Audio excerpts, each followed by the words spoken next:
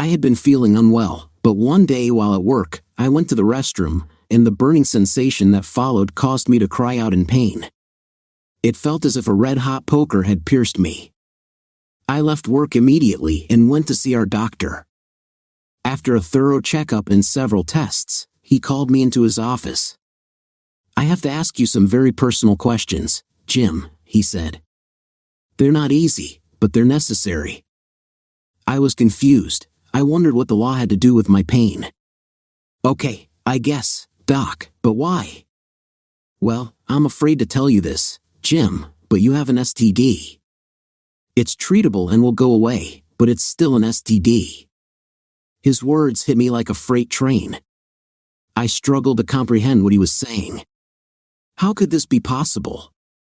I had never cheated on my wife, not even a simple touch with another woman. Yet here I was, with an STD. "Jim, are you okay?" he asked. "Hell no, I'm not okay. How could I have gotten an STD? I've never cheated on my wife or been with anyone else. I haven't even kissed anyone else. How could I have contracted this from a toilet seat?" The doctor continued with his questions. "Who have your sexual partners been lately?" "My wife, she's the only one. I've only been with her." My stomach twisted in knots, and I felt nauseated. The doctor handed me a small trash can from his desk just in time for me to vomit. It took a moment to regain my composure, and then the realization struck me: my wife must have given me this STD. The shock of that knowledge was overwhelming. Our doctor had been with us for years. He had delivered our 3 kids. His expression was one of deep sorrow. "I'm sorry, Jim. Usually, I mean well. Given you're traveling, I thought." I interrupted. "So what do I do now, Doc? My wife must have been cheating on me or hiding something important. What's the next step?" "You have to be completely honest with me, Jim. If you've been with anyone else." "I told you, Doc. I've never been with another woman or man," I added, noticing the look on his face as if he was about to ask. "Then we must assume your wife gave it to you. You'll need to tell her and have her come in for treatment. Hopefully, it hasn't progressed too far for her." He explained that she would need to disclose who she had been with, and if it was more than one person, they would need to be contacted. "Why do you need to know that?" "We must inform everyone she's been with. They have a right to know. The CDC will require it too, and I'm sure an investigator will look into it." As I sat there, the reality of my straight-laced, seemingly proper wife cheating on me began to sink in. What would happen when I got home? What would she say? How could she betray our marriage after 15 years, just as our children were reaching an age where my wife and I could enjoy time together again? Leaving the doctor's office, I felt numb, unable to act on my anger or confusion. I arrived home early for the first time in months and found her car gone. The house was empty. The kids were still in school for the next 3 hours. I sat in silence, yearning for a drink but unable to indulge due to the antibiotics I was taking. As I replayed the last years with my wife in my mind, wondering when she had decided to step outside our vows, I heard the front door open. Her laughter filled the room as she entered, but it stilled when she saw me sitting there. Her boyfriend followed closely behind, looking like a child caught in a moment of mischief. "Oh, Jim, what are you doing home in the middle of the day?" She looked shocked, and her expression changed when she saw the anger in my eyes. I was furious. Had she really been with this guy in her home? Was she so careless that she had shared her affection with another man in a house I had provided for our family? I could feel my anger boiling over. "Jim, what are you talking about?" she asked, confused. I exploded. You gave me an STD, and I had to go to the doctor today because of it." I hissed, struggling to keep my composure. "You need to see a doctor right now." "How dare you call me that?" she shot back, her face flushed. "That's exactly what you are. My supposedly faithful wife has been unfaithful, and I have an STD that I could have only gotten from you. I've never cheated on you." My voice echoed in the room. Just go get checked out," I demanded, my voice rising. The realization of her betrayal hit me hard, and I couldn't hold back my anger any longer. She burst into tears, knowing she had been caught. I collapsed back into my chair, overwhelmed. Her lover turned to leave quickly, likely rushing to the doctor, unaware of the gravity of the situation. Had he given it to her, or had she gotten it elsewhere? "I'm so sorry, Jim." "I didn't know," she pleaded. "I don't want to hear your excuses," I interrupted. "I don't want to hear how this is somehow my fault or a lapse in judgment. Just leave and tell the doctor whom you've been with. He needs to know." Suddenly, exhaustion washed over me. All I wanted was to lay down and forget. I sat in silence as she stood there, still crying, until she finally turned and left. A little later, I heard our car start and pull out of the driveway. I sat there, feeling like my life had unraveled in a single morning. In just one dark day, I had gone from a happily married man to someone wronged. My wife had cheated on me and contracted an STD. 15 years of marriage felt shattered. I needed a drink. Ignoring the doctor's advice, I poured myself a double scotch. It didn't last long, and neither did the next 4. Later, sitting on our bed, I heard the kids come home. Janice hadn't returned yet. As they walked in and saw me in my suit, half drunk, they began to ask questions. "Daddy, why are you home so early? Are you okay?" Sarah looked worried. "You've been drinking." "Dad, what's wrong?" James asked, shocked at my appearance. I looked at my 3 kids, Sarah, James, and little Beth. Sarah, almost 15 now, had a knowing look in her eyes, while James was genuinely confused. Beth, at 8, was worried I might get sick. "Don't puke, Dad. I'll get you a bowl or something." "I won't, Beth." "Look, kids, I came down with something that your mother may have passed on to me. She's at the doctor now getting checked out. She'll be home soon. You just go do your homework. Everything will work out." James and Beth left the room, relieved to be away from the situation. They had never seen me like this before, and I felt ashamed. I loved my kids deeply and had always tried to teach them right from wrong, emphasizing the importance of honesty. I noticed that Sarah was still with me, sitting a bit further away on the bed. I looked at her and saw tears in her eyes. "Sarah, honey, what's wrong?" "It's just a little bug. I'm sure it will be fine." "No, Dad, it won't. I should have told you last month. I should have said something." Her soft words took a moment to register. "What should you have told me, dear?" "About Mom and some guy. I saw them together." I was taken aback. "What do you mean?" "I was supposed to be at school, but it was canceled due to a power outage. I got home around 9 o'clock in the morning, not long after Beth left for school. I came in quietly because I wanted some time to myself before Mom made me do housework. I heard noises from the guest bedroom, and when I peeked in, there they were." Her breakdown broke my heart. I pulled her into my arms, stroking her hair, trying to comfort her. She had witnessed something no child should see, her mother being unfaithful. Strangely, I felt a bit relieved that it hadn't happened in our marital bed, at least not in that moment.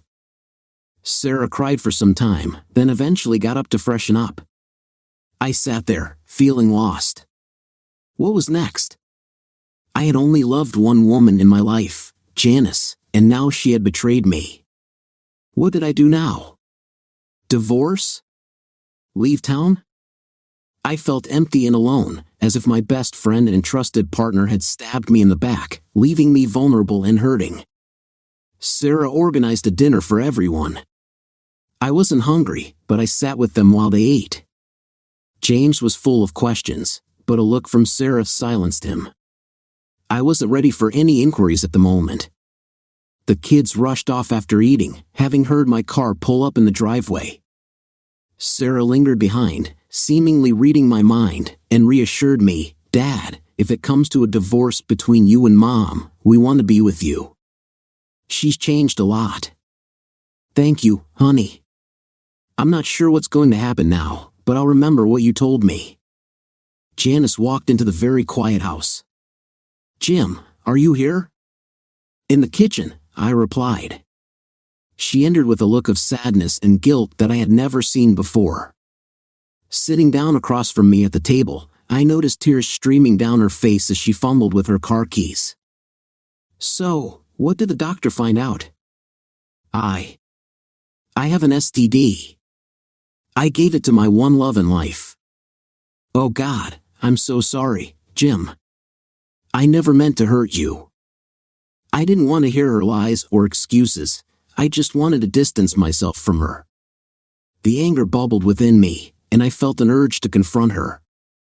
In an effort to prevent myself from acting on those feelings, I had to get away from her. "Look, it's too late for you to find another place to stay tonight. You can sleep in the guest bedroom. Go get your things, all of your things, and put them in there. I have to go into work tomorrow and make some arrangements for vacation time. We'll talk another time." I got up and left the room, retreating to my den, my sanctuary. Sitting at my desk, I broke down and cried like a child. I heard Janice moving around, but soon it grew quiet. When I got up and went into the bedroom, I saw empty closets, empty shelves, and dresser drawers wide open, reflecting my own emptiness. My life felt void, except for my kids. They were all I had left that I valued. Sleep eluded me, and the next morning, I woke feeling like hell. After showering, I headed into work, arriving before anyone else. In the quiet of the morning, I made a decision, one that would impact my whole family for a long time. After making a few phone calls, I managed to secure 3 weeks of vacation and left work behind. When I returned home, Janice was sitting alone in the living room. I could see she had been crying, her eyes were red, and used tissues lay on the end table. I stood just inside the front door, memories of our years together flashing in my mind. I wondered what had happened to us. "Jim, where do we go from here? I know you must hate me. I haven't been a good wife lately. I never let anyone else in our bed. I mean, it was never just one person," she confessed. "Janice, really? You couldn't just be unfaithful with one person? You had to involve multiple people? God, I thought I knew you all this time. Did you ever love me?" "Oh, I've always loved you, Jim. I can't explain why I strayed. I just felt lonely and unappealing. John was the first. He made me feel alive and beautiful. I felt special with him, and then there were others. The more it spiraled, the more I thought I loved it. Now, knowing what I've done to you and the kids, oh God." Her head dropped into her hands, her shoulders shaking as she cried. I stood there in the entryway, wrestling with mixed emotions, hate, anger, fear, and even love. Yes, I still loved her, even though she had shattered my heart. It all happened so fast, I felt I had no choice but to still love her, but I knew that would change soon. What you did is about the worst thing you could have possibly done. It's not just about me or the kids, it's about you too. I don't understand why, and frankly, I don't want the details either. You were unfaithful with more than one man and now you're facing the consequences. Now you're sorry, but I can't help but think you're sorry you got caught or that you contracted something, not that you cheated on me, just that I found out. That's not true. I never meant to hurt you, Jim. I've always loved you above everyone else, she insisted, her voice trembling. Always so much that you sought out other men to fill a void that I evidently haven't been filling for you, Janice. Don't be cruel. I know I have messed up things between us. I know you have every reason to hate me. Is there any hope for us at all? I still love you so much, I really do. I can't live without you, Jim, I can't. You love me? Really? Do you think I'm a fool? Your so-called love led to this situation. I don't know what kind of love makes a wife seek comfort with others. I thought I knew you until this moment. My love for you feels shattered, and I can't see how it can ever be repaired. You've broken my trust, and I can't forgive you for that. Once we're divorced, you can be with whoever you want, and I pray you find satisfaction. Please, Jim, don't say that. We can work it out. I'll never cheat on you again. I'll do anything to stay with you, anything at all. Really? Then do something to change yourself. Let me guess, you can't. This isn't going to work out between us. I don't settle for second chances. You had your opportunity, and you blew it. How can I be sure you'll never betray me again? I never would have thought you could do this, yet you did. I can't trust you now, at least not for a long time. What kind of life would that be for either of us? I'd always be wondering if you were with someone else, doubting your loyalty. I can't see us moving past this. I thought about it last night and today. For now, you can stay in the guest bedroom, but you should plan on finding another place to live soon. No, please, Jim. One more chance is all I'm asking for. She was sobbing now, her shoulders shaking as she begged for that one last opportunity. But I felt nothing for her, not anymore. I gave you 15 years, the best 15 years of my life, and you threw them all away for fleeting excitement that I guess I couldn't provide. You did this to us, Janice. Either change your ways or start packing. Let me explain. If I told you it all happened one time, I don't want to hear your story of how it happened. You'll just try to twist it into my fault, and I won't accept that. I was here for you, loving you completely. I was busy with work but always made time for you. You just couldn't live with that, could you? Now you can have what you wanted with others. I hope they bring you satisfaction, because you'll never get it from me again. We lived together for the next 2 months, and during that time, I discovered what had led to all of this. Janice had grown bored with our relationship. One day, while I was away, she went out with a friend. They were picked up at a bar, and before she knew it, she found herself in a compromising situation. Janice blamed the alcohol for loosening her inhibitions and me for being away too much. In reality, I was hardly gone, maybe just once a month for one night. We had a massive argument over her admission, and things worsened. One night, she came home with a date and took him into the guest bedroom where she had been sleeping. I arrived home to find our kids sitting on the porch, crying. "What's wrong?" I asked. "Mom brought a date home, Dad. They're being really loud." I went inside and kicked the door to the bedroom open. The man was startled, but when Janice looked into my eyes, she started to cry. "Get dressed and leave my house. If you aren't gone within 2 minutes, you will regret it," I warned the man. Janice started to talk, but I interrupted. "Pack your bags. I'd rather not think about this. You have 30 minutes, and then you're out of here. Our kids are on the porch, and they shouldn't have to see this. You need to understand that." A few minutes later, Janice came out of the room with a bag. The kids and I were still on the porch when she attempted to take the car, only to discover that all 4 tires were flat. "That car won't move," I said with a smirk. "I wonder who did that." She looked at me, tears in her eyes. Sarah approached her, and I braced myself for a hug. But to my surprise, Sarah smacked her on the face, and Janice fell to the ground. "You're worse than anyone I know." "You're dead to me," Sarah said, her voice filled with hurt. Then she spat on the ground in front of her mother.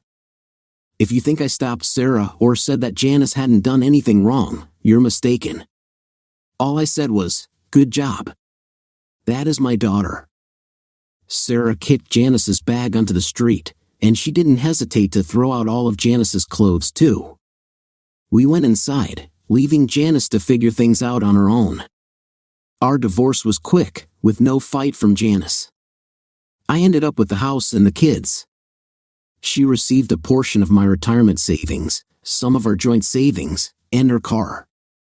My lawyer suggested I could have done better, but I felt the need to do right by her after all those years together.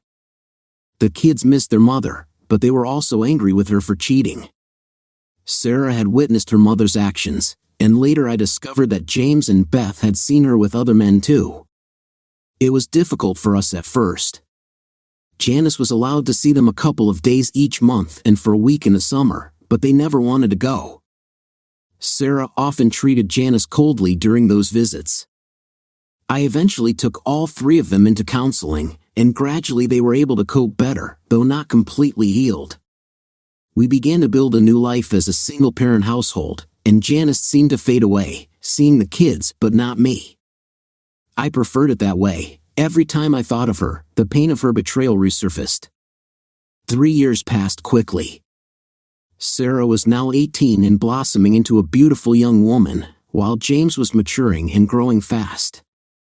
Beth was also showing signs of beauty just like her sister. One day, Sarah approached me about seeing other women. "You need to find someone, Dad. It's time to date again," she encouraged. The next day, I began to look around the women in our office building. I had no idea how to go about dating again. I hadn't flirted in years. Now, I felt the urge to change that. Sarah was right. I wanted companionship, love, and sharing again. I was nearing 40 and had to navigate the dating scene after being out of the loop for so long. Where to start? What to do? I felt lost. Part of my hesitation stemmed from a fear of rejection. I might have been confident in business, but Janice had shaken my confidence in my personal life. One day, I overheard two women chatting by the copier. "Oh, you know Dan is so attractive but too young. Ted? He's a player. But Jim? He's really handsome, though he seems so distant," one said. "I'd love to get to know him, but he doesn't seem to notice me at all." The other replied, "I know what you mean. I wish my husband was half the man Jim is. He's strong and good-looking. It makes me wish I were single again." I felt a mix of embarrassment and a strange sense of pride. I had never thought of myself as a catch, but it seemed some women did. I slipped back to my office, hoping they wouldn't realize I had overheard them. That night, I sat in the den with a drink, something I hadn't done in a long time. Later, Sarah came home from a date and excitedly approached me. "Dad, I found the perfect woman for you. She's smart, attractive, and best of all, she's successful." "Sarah, I can find my own dates," I replied, but she wouldn't let up. "Just hear me out. I can arrange a dinner for you too, no strings, just to get to know each other." I sighed. "You should know that money isn't what I'm looking for." "I get that, but it wouldn't hurt to meet someone who is both attractive and accomplished." "All right, I'll tell you what, if I haven't found a date in a month, you can set me up, but only if it's just to get to know each other, okay?" "A whole month?" A few minutes later, she came out of the room with a bag. The kids and I were still on the porch. She tried to take the car, but when she saw that all 4 tires were flat, I couldn't help but smirk and say, "Call a cab. That car won't move." I wonder who did that. Tears filled her eyes as Sarah walked up to her. I expected Sarah to offer a comforting hug, but to my shock, she smacked Janice across the face, causing her to fall to the ground. "You're worse than a street hustler. You're dead to me," she exclaimed before spitting on Janice. "If you think I stopped my daughter from confronting her mother or that I defended Janice, you're mistaken. All I said was, 'Good job, that is my daughter.'" I then suggested she kick Janice's bag out onto the street, which Sarah did, scattering Janice's clothes everywhere. We went inside, leaving Janice to sort out her mess. Our divorce was straightforward, with no fight from Janice. I ended up with the house and the kids, while she got a small portion of my retirement, half our savings, and her car. My lawyer thought I could have negotiated better, but after 10 years together, during which Janice had been faithful, I felt compelled to do right by her. The kids missed their mother but were angry with her for cheating. Sarah had seen Janice, but later I learned that James and Beth had also spotted her with other men at different times. It was hard on us for a while. Janice was allowed to see the kids a few days each month and for a week in the summer, but they never wanted to go with her. Sarah treated Janice coldly during those visits. Eventually, I got all 3 kids into counseling, and they began to cope better. We started building a new life as a single-parent household. Janice slowly faded away, still seeing the kids, but never me. I preferred it that way. Every time she crossed my mind, the pain of her betrayal resurfaced.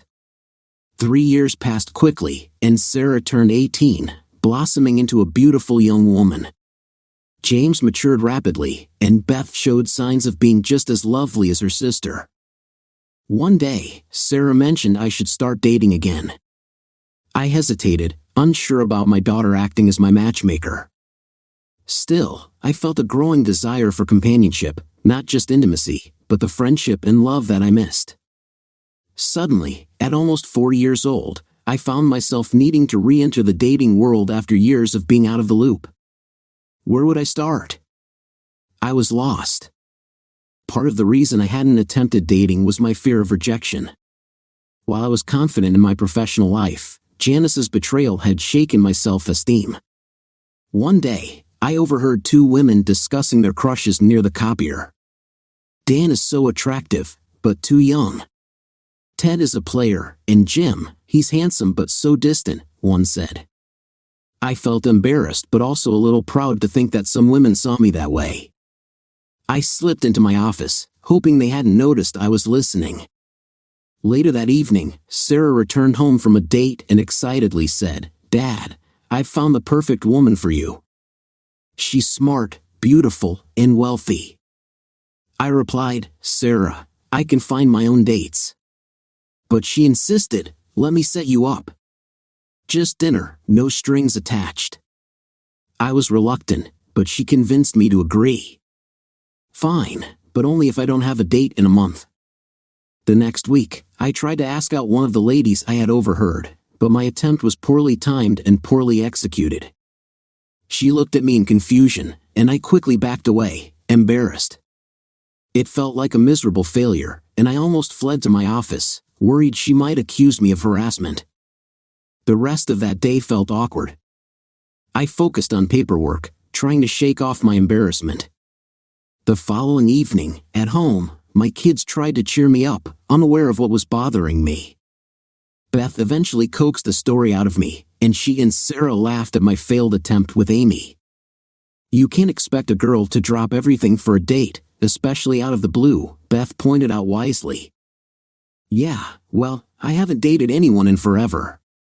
"It's different now," I replied. Sarah teased me about my fashion choices back in the day, and we all shared a good laugh. Their playful banter helped me forget my frustrations, and soon we were engaged in a light-hearted pillow fight. The next day at work was tough. Amy seemed to avoid me, and I felt I had ruined our professional relationship. I kept to myself, focusing on my tasks. The following weeks, I had to travel, something I rarely did anymore. While packing, James joked, "While you're in Denver, you should find a hooker." His sisters rolled their eyes, and a debate ensued, but I put an end to it. I'm not the type to pay for that kind of companionship. Besides, I'm not interested in that, I said. "Have you asked Amy out again?" Sarah asked. I sighed, "No, I've been avoiding her. It's embarrassing for both of us now. I may have ruined a good business relationship by doing what I did, and I don't know how to fix it now either." "Don't worry about fixing it, Dad. Just go on. She's probably thinking that you changed your mind and don't want her now. It will drive her nuts. Just be yourself, it will all work out when you get back. It will have been 1 month. I'm not going to be gone that long, Sarah, only 2 weeks. Yeah, but it will have been a month the day you get back. Remember you promised I could set you up with her when you return?" I had forgotten about her wanting to set me up with this woman.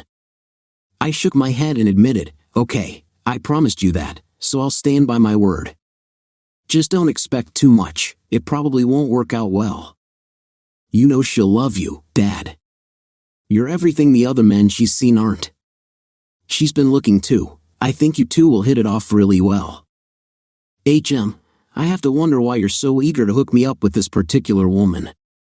What is she to you? Why are you pressing so hard?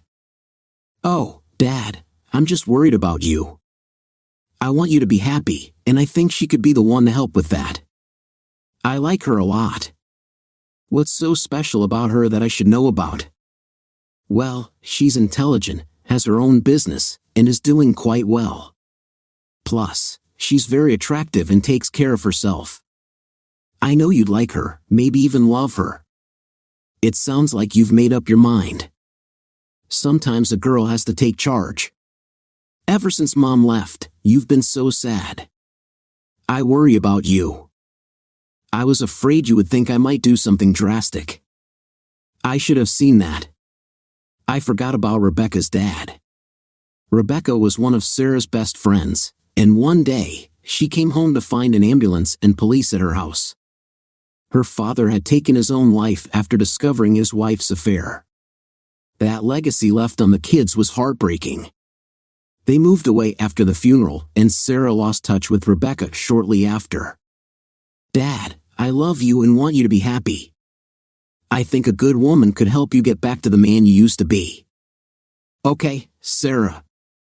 Set up your date with, what's her name again? Oh, her name is Susan. She's really nice, about 5 feet 8 inches, and she's successful in her field. I think she's interested in getting to know you. I really do. Susan, huh? Okay, then set up the date for me. We'll find out if you're a good judge of people or not. Sarah smiled and hugged me as she ran out of the room. I could hear her laughing and chatting on the phone a few minutes later, presumably with Susan. After that, the house grew quiet, with the kids doing their homework while I relaxed in the den. The next day at work, Amy came into my office and closed the door. Jim, we need to talk to clear the air. We've been avoiding each other since you asked me out the other day. We need to fix this. It's beginning to hurt our business relationship. Ashamed, I knew she was right. I had been avoiding her, and the thought of addressing a failed attempt at dating was daunting. I had embarrassed myself and let it become a bigger issue instead of trying to mend things with Amy. Look, I know I shocked you when I asked you out. I didn't give you a chance to respond. I acted like a fool and avoided you. I was afraid of being accused of workplace harassment. I'm sorry, I should never have asked you out in that way. The only thing I can say in my defense is that I've been single for a while now and haven't dated in over 15 years. I guess what I'm trying to say is... Amy was sitting there with an unreadable expression, making me even more nervous. Usually, I was straightforward with everyone I worked with, but now I felt like a kid trying to escape trouble. Jim, when you asked me out, I was stunned. You had never shown any interest in me that way before. Then you got flustered and left me standing there, not knowing how to respond. I avoided you too, because I thought you were playing some kind of game. But you're a handsome man, and I admire the work you do. I would be honored to go out with you on a date. You really would? I asked, surprised. She let out a throaty laugh that sent a tingle down my spine and placed her hands over mine. Oh yes, you silly man. I would. But when you asked me, I was shocked. You had never shown any interest in me before. It was so sudden, right in the middle of our conversation about a contract. I should have eased into it with a little more conversation instead of a blunt question, don't you think? I'm sorry, I never thought. I mean, I did think about it, but I was nervous. You're so beautiful. And nervous, too? Go on, tell me more about the beautiful part. I like hearing a man call me beautiful. I felt myself starting to relax as the pressure lifted, and that cloud hanging over my head began to dissipate. She would go out with me after all. I felt a warmth and excitement at the prospect. Then I remembered my daughter making that date for me with, what was her name? Susan. Oh, darn. Denver turned out to be a long trip, and the meetings were hectic. The client was pushing for offers I simply couldn't provide. I was certain I had lost the contract by the last day. Then, unexpectedly, the client offered me the full contract and a bit more besides. I guess they had been testing me, or perhaps the company I worked for. Either way, I scored big on this contract and was elated. Arriving home, I tossed my bags on the couch as the kids swarmed me for kisses and hugs. Must have gone pretty well, huh? Did you get a hooker? James joked. Come on, I thought I told you I wouldn't do something like that. I replied. Well, I figured you were just covering your bases. Sorry, but we need to talk someday. I think you've gotten some strange ideas lately. James quickly exited the room, probably wanting to avoid an awkward conversation. As a teenage boy with raging hormones, he didn't want to sit through any embarrassing discussions. I felt a bit relieved, honestly. I wasn't eager for that talk either. The first sex talk we had years ago had been tough enough. Dad, you're all set up for your date day after tomorrow at the yacht club across town, Sarah announced. Confused, I looked at her, wondering what she was talking about. Then it hit me, my date. Dad, are you losing your memory now, too? You just caught me off guard, Sarah, that's all. Well, she wanted to meet you on her turf. You'll need to wear something nice. I'll help you pick something out. What if we don't hit it off like you think we will? Are you going to be okay with that? Oh yeah, but I'm pretty sure you will like her, Dad. Honestly, I know I do. She's great. Okay. You don't have to sell me on this. I'm going on the date, but I'm also going to try dating Amy from work too. Sarah's face fell a bit when I mentioned Amy. I wondered if she would be able to handle it if my date with Susan didn't go as she hoped. The yacht club was a high-end restaurant and lounge, situated on the dock near a real yacht club. The rich and famous frequented the place, and the fact that Susan had chosen this location worried me. Thankfully, I had just gotten paid the day before and made a bonus. It looked like this was going to be a $400 meal. Arriving a bit early, the maitre d' seated me as the guest of Miss Susan Smithers. I hadn't made the reservation, and he seemed quite happy to put me at the table where I would meet her for the first time. The skeptical look he gave me while seating me made me uncomfortable. I felt outclassed by almost every other man in the place, including the waiters. I sensed that this date might turn out to be a disaster. I sat there, hoping Susan would change her mind or forget about our date. As the minutes dragged on, I began to feel more anxious. Then, suddenly, a stir in the crowd caught my attention. In walked a stunning blonde in a beautiful, elegant dress. Every male eye in the place was drawn to her. I could only wonder who the lucky guy was that she was here to meet. To my astonishment, she slid into the seat across from me. Wow, is this beautiful creature my date? I thought. Holding out her hand gracefully, she introduced herself. You must be Jim. I'm Susan. Sarah has told me so much about you. You're indeed quite handsome, just as she described. I hope I wasn't too late. No, actually, I got here a bit early. I hope that you look. Sarah said that I was losing it. I was utterly lost and tongue-tied, unsure of what to say.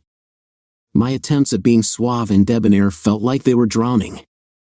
I glanced at the maitre d' for any sort of help, but he merely raised an eyebrow as if to say, good luck. Would the gentleman like to order drinks now? He asked, his eyes twinkling. I looked at Susan, feeling my tongue tie up again. She was smiling, a confident look on her face that made my heart race. Yes, wine. I think a glass of wine for both of us would be just right. Oh yes, I'd love that. Why don't you surprise me, Peter? You always do so well. Yes, ma'am. I'll get you the specialty of the house tonight. I think you will love it. Sir, the same for you? Yes, please. My pleasure. As I waited, I felt increasingly flustered, unable to find my words. Susan was watching me, and then, as if sensing my discomfort, she made a suggestion. After our wine, perhaps we could go somewhere else? I think we'd both be more comfortable in something casual. Well, I'm not sure where we could go. I hesitated. You are truly beautiful, really. I can't help but think that.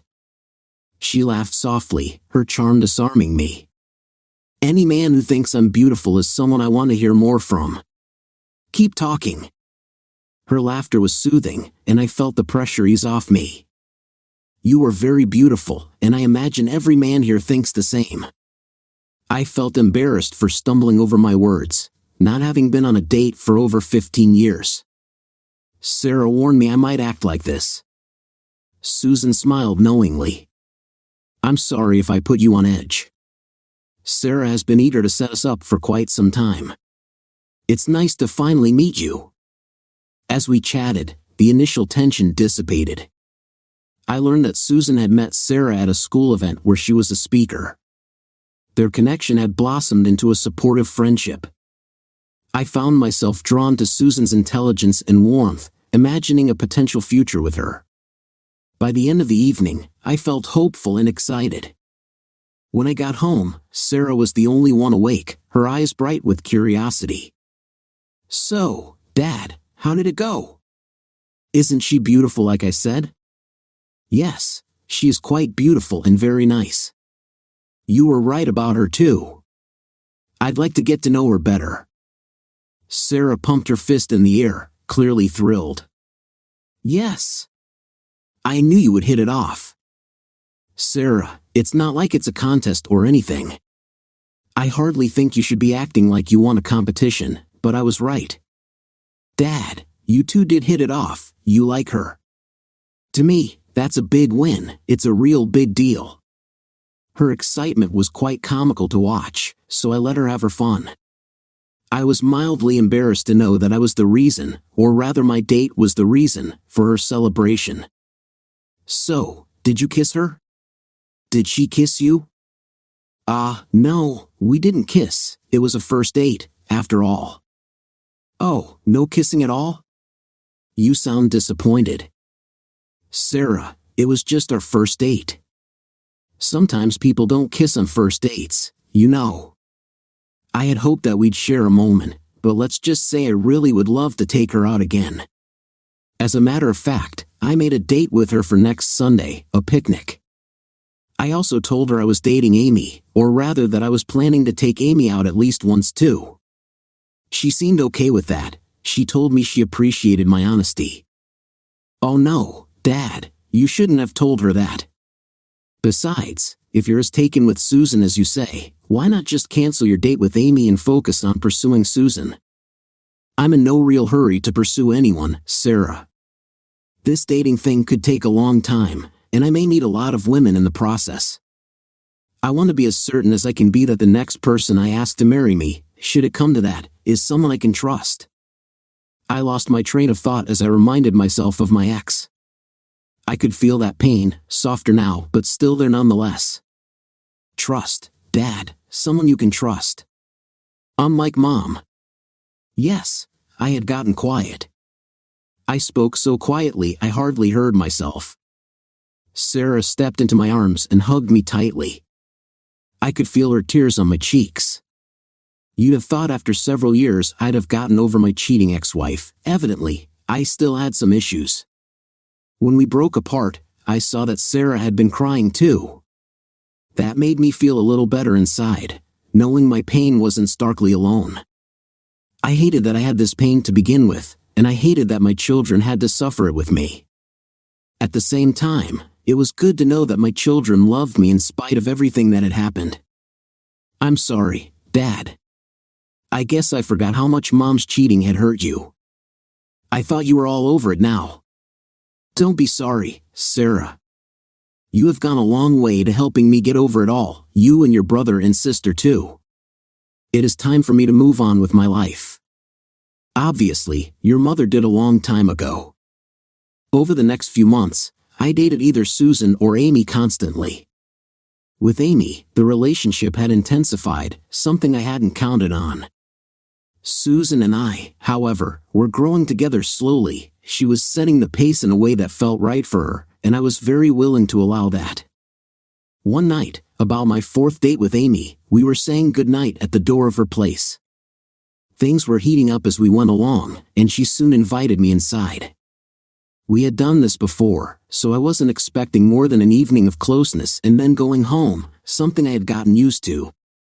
I was feeling quite excited, but I also wasn't sure I was ready to take things further with another woman just yet. On our last date, Amy was kissing me, and before I could react, she paused. I think she was apprehensive too, or at least that's what I thought at the time. We went inside and kissed some more. Amy mentioned she wanted to get a bit more comfortable, so she headed off to her bedroom while I sat on the couch in her living room, waiting patiently for her to return. Part of the reason I enjoyed kissing Amy was that it took me back to my college days, making me feel much younger than I actually was. Plus, she was an amazing kisser. When Amy finally came out of her bedroom, I didn't see her until she stepped around the couch and settled onto my lap. I was taken aback. She had changed into something more comfortable. She kissed me, wrapping her arms around my neck and holding me close. We began to explore our connection more intimately when I suddenly remembered, oh, I'm not wearing protection. Do you have any concerns, Amy? No, but it's responsible to discuss things like that before moving forward. I'm clean, and so are you. I'm also on the pill, so there's no risk of pregnancy. I had some concerns about her knowing my health status. How did you know I was clean? Well, you might recall when the doctor's office called your work and confirmed it last year. Right, that was an accidental call. You were there? Of course. It's not like you've been with anyone else since then, and Sarah mentioned that you and Susan hadn't taken that step yet. Sarah? I was surprised. She told you? Yeah, she mentioned she hoped you and Susan would progress in your relationship. That's when I knew I needed to make my move. I've wanted to be with you for a long time, but now that we're here, I feel like everything's getting complicated. I pushed hard for this moment because I wanted to share something special with you, even if it's just once. I hope you're open to more time together now. Of course, I'd love that. But what if we don't work out? I never wanted a serious relationship with you, Jim. I just wanted something enjoyable to tide me over until I find Mr. Right. So, I'm not Mr. Right then? Honestly, you're the best man I've been with, and you're a fantastic kisser. But as for marriage, I don't think that's in our future. Wait, you weren't considering marriage, were you?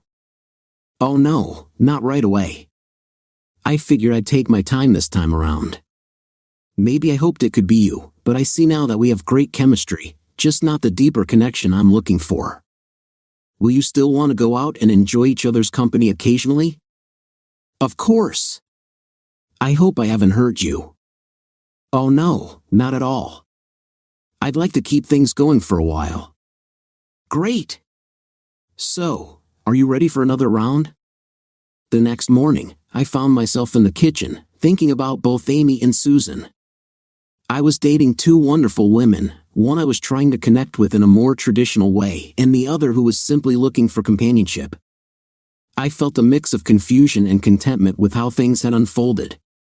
Amy's suggestion of being friends with benefits strangely helped me.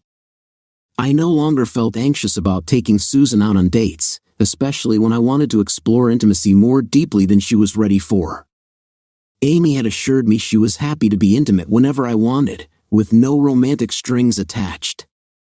I found I was okay with this arrangement. Then, on our next date, something unexpected happened with Susan. She decided to take our relationship to a new level, and it caught me off guard. After dinner, I invited her in for a cup of coffee. As I listened to music in the living room, she returned and cheerfully handed me a cup. When I turned to thank her, I was taken aback to find her completely unclothed. At that moment, I realized there was no point in lingering over coffee, so I embraced the situation. Afterward, as we got dressed, I marveled at how our relationship had transformed so quickly. We shared soft kisses and held hands, feeling closer than before. As I left that night, her goodbye kiss lingered in my mind. Once home, I called to let her know I had arrived safely, something I had never done with my ex or with Amy.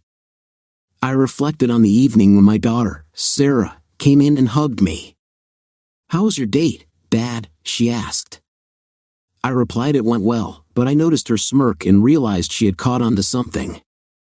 I excused myself to the bathroom, where I saw red lipstick marks and a hickey on my neck. Susan had definitely left her mark.